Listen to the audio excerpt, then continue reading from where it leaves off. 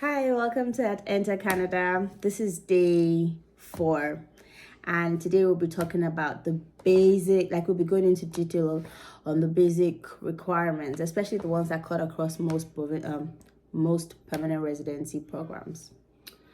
I hope you find it useful, but in the meantime, if you haven't already subscribed, make sure you subscribe to Enter Canada on YouTube. Follow us at Enter Canada on Instagram, Facebook, and Twitter, and make sure you turn on the post notification so you don't miss a post.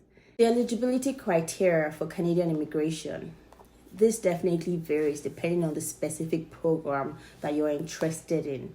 However, there are some basic eligibility factors that are very common to most immigration programs, and we're going to discuss it today. Number 1, we have age.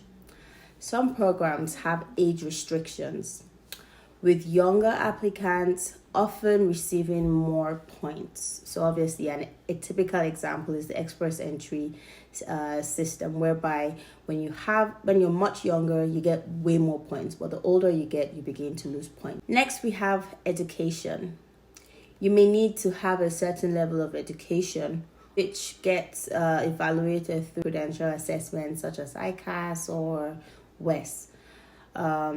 We also have language proficiency, and proficiency in English or French is typically required because those are the two main languages of Canada. And to be able to have this, you have to write either IELTS, CELPIP, or TEF. And I know they've recently introduced some new exams.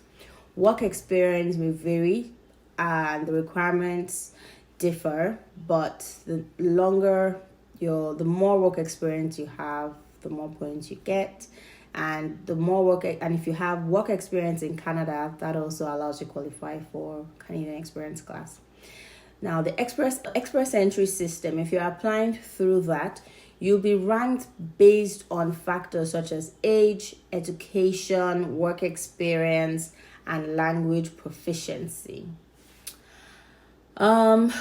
If you're making an application for PR through a provincial nominee program, you need to understand that each province and territory have their own PNP program with their own specific criteria, which may include you having either a job offer or ties to the province.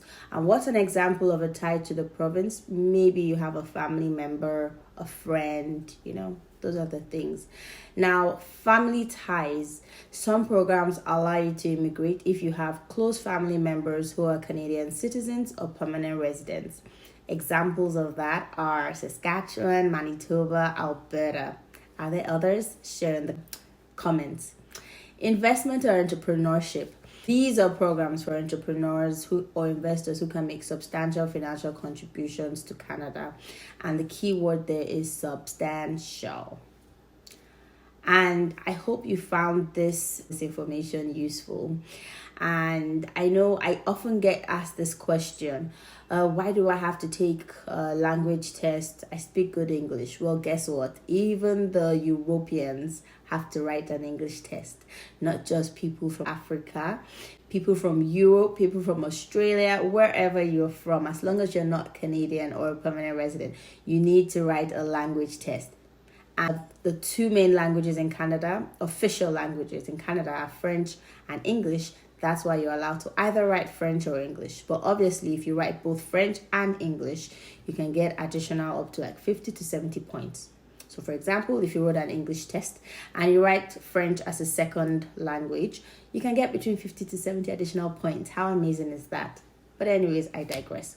So make sure you follow at Enter Canada for your plug for Canadian immigration. And my name again is Pearl, and I look forward to seeing you on day 5.